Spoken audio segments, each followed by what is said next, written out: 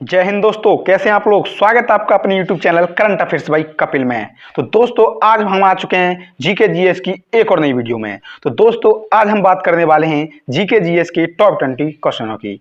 अगर उससे पहले अभी तक आपने हमारे चैनल को सब्सक्राइब नहीं किया है तो क्या कर रहे हो, जाइए और करंट अफेयर्स बाई कपिल को अभी सब्सक्राइब कीजिए और बेल आइकन ऑन कर लीजिए ऐसी इंटरेस्टिंग वीडियो देखने के लिए। तो शुरू करते हैं आज के पहले क्वेश्चन से। देखते हैं आज का पहला क्वेश्चन क्या है। तो दोस्तों आज का पहला क्वेश्चन हमारे पास ये है कि कृष्ण छिद्र यानी ब्लैक होल को किसने प्रतिपादित किया था। तो दोस्तों इसका जो राइट आंसर जो हो जाएगा, सी ऑप्शन इसका राइट आंसर हो जाएगा। एस चंद्रशेखर ने इसे प्रतिपादित किया था। अगला क्वेश्चन है दोस्तों हमारे पास कि किस कारण हम चंद्रमा की सिर्फ एक ही सतह देख पाते हैं। तो इसका जो राइट आंसर जो होगा दोस्तों, चंद्रमा की घूर्णन तथा परिक्रमण अवधि एक समान समय लेती है, इसी कारण हम चंद्रमा की सिर्फ एक सतह ही देख पाते हैं।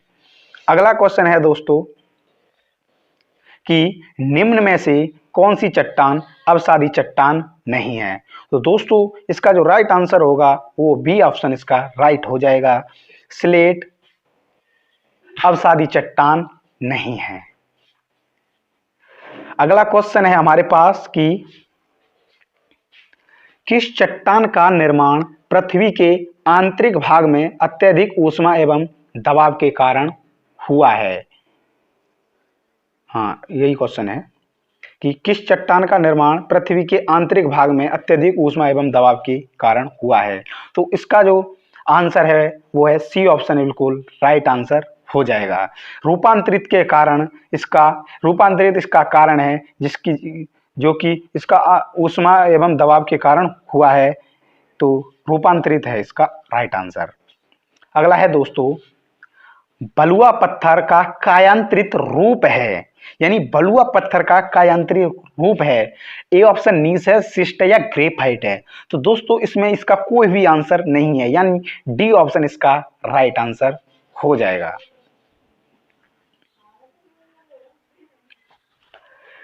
भूपर्पटी अर्थ क्रस्ट का वह खंड जो अपनी स्थिति में रहा हो जबकि इसके चारों ओर की जमीन बैठ गई हो कहा जाता है।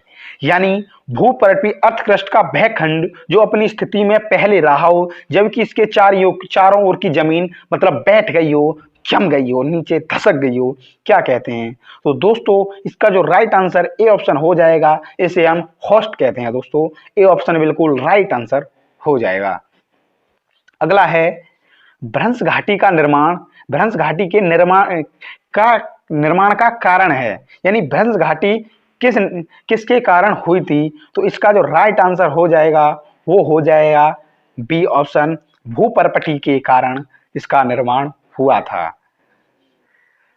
अगला क्वेश्चन है हमारे पास कि जब सूक्ष्म रेत पवन द्वारा विस्थापित की जाती हैं तो अवसादी सेल के रूप में निक्षेपित हो जाती हैं, वो क्या कहलाती हैं।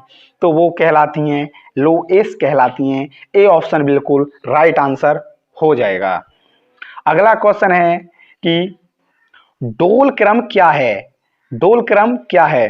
तो डोल क्रम है दोस्तों भूमध्य रेखा के आसपास अल्प दाब का क्षेत्र जहां बहुत कम हवाएं तथा समुद्र हैं, इसे हम डोल क्रम कहते हैं। बी ऑप्शन बिल्कुल सही आंसर हो जाएगा। अगला क्वेश्चन है हमारे पास वायुमंडल की किस परत को संवहन मंडल भी कहा जाता है। तो इसे हम क्षोभ मंडल कहते हैं। ए बिल्कुल सही आंसर है, राइट आंसर है। अगला क्वेश्चन है हमारे पास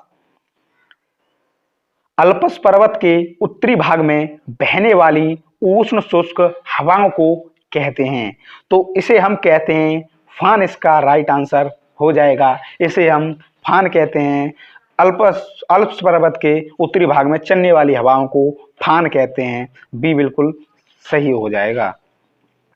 अगला क्वेश्चन है हमारे पास निम्नलिखित में से किसके कारण कुहासा होता है। कुहासा मतलब जो ठंडों के दिनों में कोहरा, उसे ही कुहासा कहते हैं। तो ये होता है दोस्तों संघनन के कारण, ये होता है कुहासा संघनन के कारण होता है। ए बिल्कुल सही आंसर है। अगला क्वेश्चन है हमारा कि किसी स्थान की जलवायु जो प्रभावित करने वाला सर्वाधिक महत्वपूर्ण तत्व है, तो वो है उसका देशांतर, समुद्र तल से ऊंचाई, समुद्र तट से दूरी और उसका क्षेत्रफल। तो ये है समुद्र तल से उसकी ऊंचाई के कारण जलवायु प्रभावित को सर्वाधिक महत्वपूर्ण है, यानी जलवायु से प्रभावित करने वाला सर्वाधिक महत्वपूर्ण तत्व है समुद्र तल से उसकी ऊंचाई। ए बिल्कुल सही आंसर हो जाएगा इसका। अगला है किसी स्थान पर ताप, वर्षा तथा हवा के दबाव की किसी निश्चित समय पर दशा को कहते हैं, तो इसको कहते हैं हम दोस्तों, डी ऑप्शन इसका राइट आंसर हो जाएगा। इसको हम मौसम कहते हैं। यह मौसम कहलाता है किसी स्थान पर ताप, वर्षा तथा हवा के दबाव की किसी निश्चित समय पर दशा को हम मौसम कहते हैं। अगला है कि सदाबहार वन कहाँ पाए जाते हैं, यानी सदाबहार वन कहाँ पाए जाते हैं, तो दोस्तों ये पाए जाते हैं कि विषुवतीय क्षेत्र में या सवाना क्षेत्र में या तुद्रा क्षेत्र या मानसूनी क्षेत्र में, तो ये पाए जाते हैं विषुवतीय क्षेत्र में। ए ऑप्शन बिल्कुल सही आंसर हो जाएगा।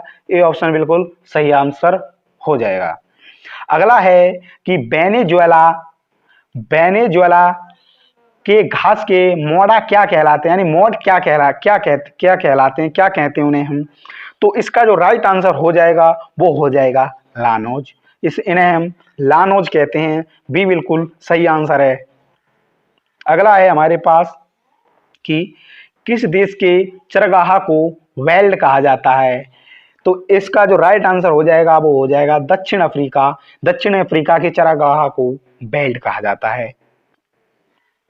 अगला है हमारे पास माओरी जनजाति का निवास स्थान है, यानी माओरी जाति का निवास स्थान है न्यूजीलैंड में, इसका निवास स्थान है। बी बिल्कुल राइट आंसर हो जाएगा। न्यूजीलैंड में माओरी जनजाति का निवास स्थान है। 19वां क्वेश्चन है हमारे पास, सबसे बड़ा द्वीप समूह कौन सा है। ए ऑप्शन है अंडमान निकोबार, बी ऑप्शन है इंडोनेशिया, सी ऑप्शन है वेस्ट इंडीज, जापान, इंडोनेशिया। तो दोस्तों सबसे बड़ा जो महाद्वीप है वो है इंडोनेशिया। बी बिल्कुल राइट आंसर हो जाएगा। सबसे बड़ा द्वीप समूह है वो है इंडोनेशिया।